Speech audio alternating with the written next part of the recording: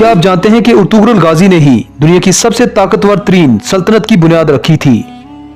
उसने अपने 2000 साथियों के साथ एक ऐसी हुकूमत कायम की जो 700 सालों तक पूरी दुनिया पर राज करती रही। उसकी नस्ल से ही पैदा होने वाले सुल्तान मोहम्मद फातेह ने ही दुनिया की सबसे बड़ी तोप इजाद की थी। रॉकेट टेक्नोलॉजी पे बना पहला जहाज सल्तनत उस्मानिया में ही बना था। अर्तुगरुल ने डॉक्टर्स और उलमा की एक बहुत बड़ी जमात कायम की थी जो अल्लाह की खातिर मुफ्त में लोगों की खिदमत करती थी। इन सब का खर्च अर्तुगरुल खुद उठाता था। अर्तुगरुल ही एक वाहिद इंसान था जिससे मंगोल खौफ खाते थे। 13वीं सदी ईस्वी में जब मंगोलों ने मुसलमानों के तमाम बड़े शहरों को तबाह कर दिया तो अर्तुगरुल ने सुगूत में दुनिया की सबसे ताकतवर तरीन सल्तनत की बुनियाद रखी। दरअसल अर्तुगरुल सुलेमान शाह का बेटा था। सुलेमान शाह ओगोस की नस्लों में से थे जिन्होंने चीन से भागकर ईरान और शाम में पनाह ली थी। आप इस बात का यकीन करें कि चाइना में आज जिन लोगों पर यानी जिन मुसलमानों पर जुल्म हो रहे हैं वो ओगोस की नस्लों और अर्तुगरुल के खानदान में से हैं। बहुत कम लोग जानते हैं कि कुरान को अर्तुगरुल ने अपना मंशूर बनाया था। इनके दौर में सूद पर सख्त तरीन पाबंदी थी। यहाँ तक कि ईसाई और यहूदी भी इस्लामी कवानीन के तहत अपनी तिजारत करते थे। अर्तुगरुल जब अनातोलिया में दाखिल हुआ तो सलीबियों ने मुसलमानों के खिलाफ जंग छेड़ रखी थी। दूसरी तरफ मंगोल बगदाद के 10 लाख लोगों का कत्ल कर चुके थे। लेकिन अर्तुगरुल के आने के बाद अनातोलिया समेत पूरी दुनिया का नक्शा ही बदल गया। अर्तुगरुल की शुजात और बहादुरी से दुश्मन भी कांपता था। अर्तुगरुल ने अपने चंद फौजियों के साथ चंगेज खान के फौजियों को घुटने टेकने पर मजबूर कर दिया।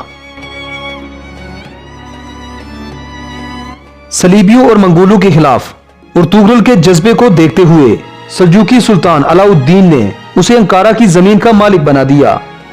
अर्तुगरुल कुरान के बनाए हुए उसूलों के मुताबिक अमल करता था। उसकी नजर में सब बराबर थे। यही वजह थी कि दुनिया के बहुत से लोग उसको देखकर मुसलमान हो गए थे।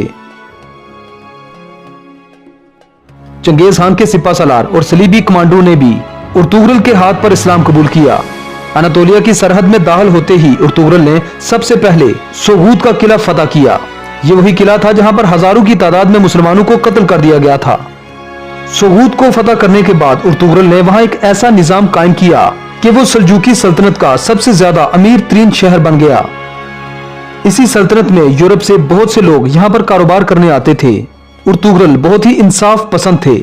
इनकी तलवार हमेशा मयान से बाहर रहती थी।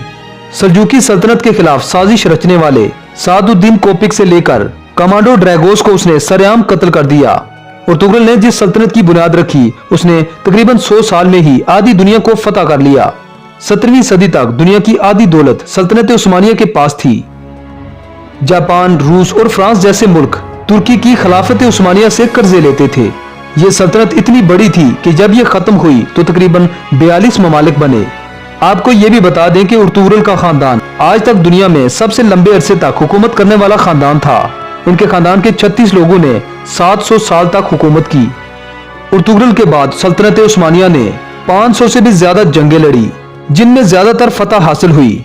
अर्तुगरुल पत्थर की तरह सख्त था और उसके हौसले चट्टानों की तरह थे।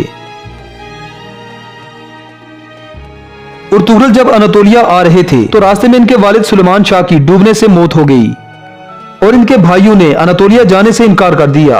लेकिन अर्तुगरुल अकेले ही अनातोलिया आए और सलीबियों पर कहर बनकर टूट पड़े। मंगोलों ने अर्तुगरुल को मारने की हजारों कोशिशें की लेकिन वो कामयाब नहीं हो सके। यहां तक कि उन्होंने अपने दुश्मनों से भी हाथ मिला लिया।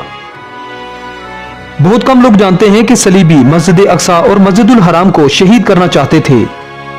लेकिन अर्तुगरुल ने मुसलमानों को मुत्तहिद करने के बाद उनके ख्वाबों को चकनाचूर कर दिया। यहूदी चाहते थे कि इसराइल बनाया जाए, इसीलिए उन्होंने मुसलमान मुल्कों को खत्म करने की साजिशें भी की।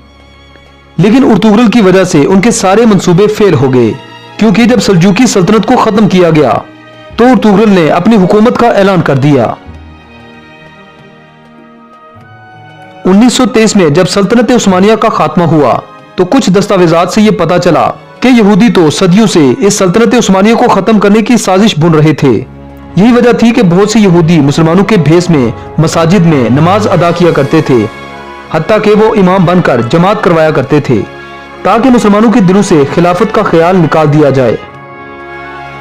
उर्तुगरल ने सल्जूकी शहजादी हलीमा सुल्तान से शादी की थी। उसके दूसरे बेटे उस्मान के नाम पर ही इस सल्तनत का नाम खिलाफत उस्मानिया रखा गया। उर्तुगरल के बेटे उस्मान ने जब तुर्की में करेंसी की शुरुआत की तो उस पर छपने वाला पहला नाम उर्तुगरल गाजी का था। 2014 में तुर्की के सदर तैयब रजब उर्दगान के कहने पर उर्तुगरल की जिंदगी पर एक ड्रामा भी बनाया गया। उर्तुगरल की जिंदगी पर बना यह ड्रामा दुनिया में सबसे ज्यादा देखा जाने वाला ड्रामा है। इसे 90 से ज्यादा जुबानों में डब किया जा चुका है और यह ड्रामा दुनिया के 150 मुल्कों में देखा जा रहा है। अमेरिका ने इस ड्रामे को खामोश बम कहा है। वहीं इजराइल इस ड्रामे को दुनिया के लिए खतरा बता रहा है क्योंकि उन्हें डर है कि दुनिया के तमाम मुसलमान कहीं एक ना हो जाएं। सच तो यह है कि उर्तुगरल का नाम मुसलमानों के दिलों में आज भी जिंदा है। मुसलमान आज भी उनको इज्जत और बहादुरी की नजर से देखते हैं। अगर आपको एक मुसलमान होने के नाते इस बात पे फख्र हुआ हो तो इस वीडियो को लाइक और शेयर जरूर कीजिएगा और जाते हुए उर्तुगरल के लिए एक प्यारा सा कमेंट भी कीजिएगा। चैनल को सब्सक्राइब करना हरगिज न भूलें। दुआ में याद रखिएगा। नेक्स्ट वीडियो के लिए अल्लाह निगहबान।